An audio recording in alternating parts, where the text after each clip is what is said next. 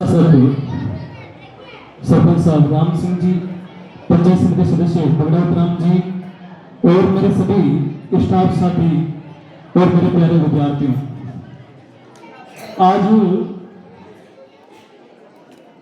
हमारे विद्यालय में हमेशा की तरह ही कक्षा 12वीं के लिए विदाई का कार्यक्रम रखा गया है। तो ये जब विदाई शब्द हमारे कानों में सुनाई देता है तो हमें ऐसा लगता है कि भाई ये दुख की घड़ी है, लेकिन इसमें दुख भी होता है। और जो विद्यार्थी यहाँ से आगे जाएंगे वो अपना एक नया जीवन प्रारंभ करने जाएंगे, तो उनके लिए मैं कुछ मेरी तरफ से जैसा मुझको आता है मैं आपको कुछ बताना चाहूंगा, जो जीवन में बातें आपको उतारनी है।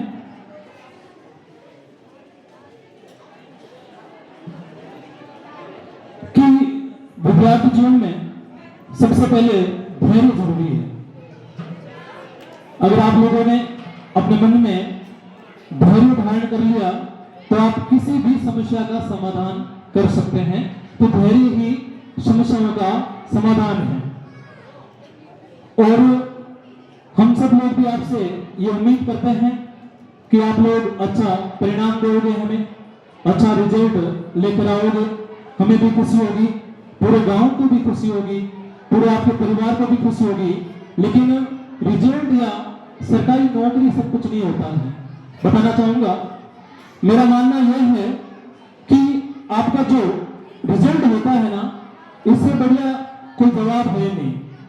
वैसे तो इस रिजल्ट से बेहतरीन कोई जवाब है ही नहीं। आपको कोई कुछ भी कहे, आप अगर चुप रहोगे और अपने परिणाम से अगर आप लोग किसी को जवाब दोगे तो सामने वाला भी कुछ बोल नहीं पाएगा। लोगों के द्वारा जब आपका परिणाम अच्छा होगा और कोई भी व्यक्ति आपके ऊपर कोई अंगुली उठा रहा है तो उसकी भी अंगुलियां हैं जो अपनी तरफ मुड़ जाएगी, उनकी तरफ कुछ नहीं रहेगा। इसलिए आपको अच्छी मेहनत करनी है और अच्छा परिणाम लेकर आना है। एक बात का और ध्यान रखिएगा कि मेहनत कैसी करनी है। मेहनत ऐसी कि जान निकल जाए, मेहनत ऐसी करनी है कि जान निकल जाए। रात को 12-1 बजे तक पढ़ते पढ़ते ऐसी स्थिति आए कि सीने पर रखी किताब पढ़ी रहे, आंखें बंद होने लगे कि मेरे से इससे ज्यादा हो नहीं सकता। आपकी आंखें खुल जाए, आप इतनी मेहनत करो। अगर आप इतनी मेहनत करोगे तो जरूर आप जो चाहते हो वो आप लोग प्राप्त कर सकते हो। और पढ़ना इसलिए है कि हमें पढ़ने के बाद में ऊंचे पद मिले। तो ऊंचाई तो भगवान देता है, ऊंचाई तो भगवान देता है। और जो कद है वो कद व्यक्ति खुद बनाता है।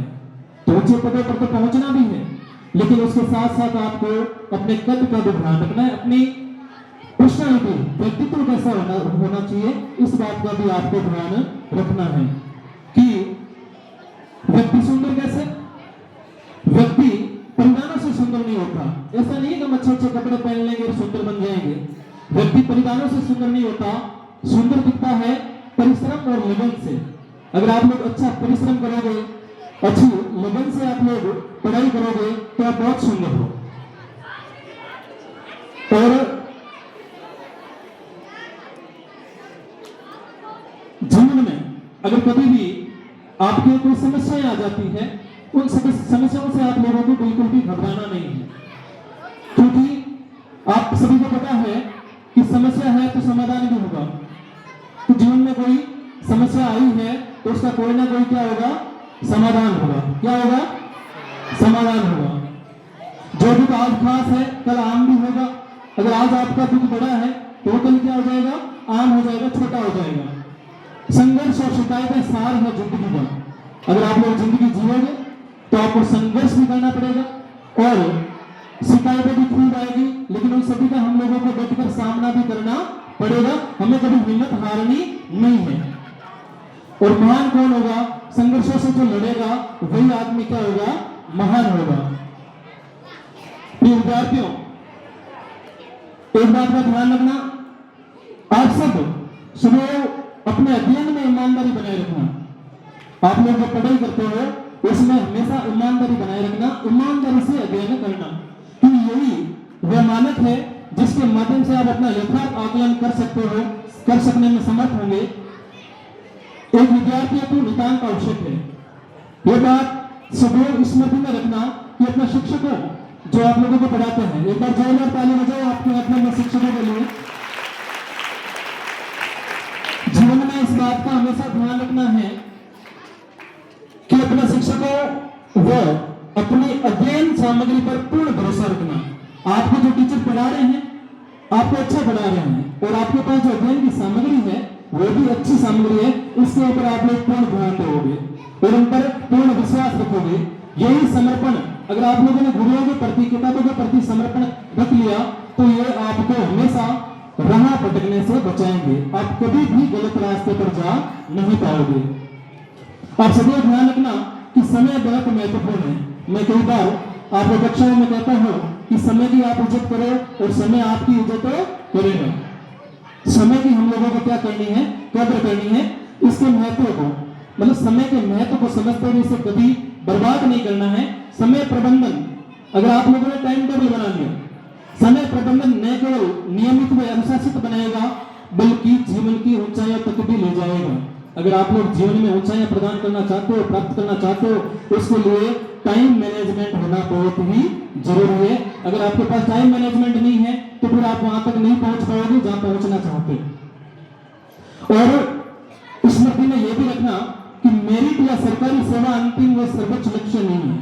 आप लोग सोच लोगे कि मेरिट में आ गए यही हमारा लक्ष्य है, या फिर हमने सरकारी पद प्राप्त कर लिया यही हमारा अंतिम लक्ष्य है, यही आपका लक्ष्य नहीं है। ध्यान देना इस बात पर। मेरिट में आना या सरकारी सेवा पर पद प्राप्त करना यही आपका सर्वोच्च लक्ष्य नहीं होना चाहिए।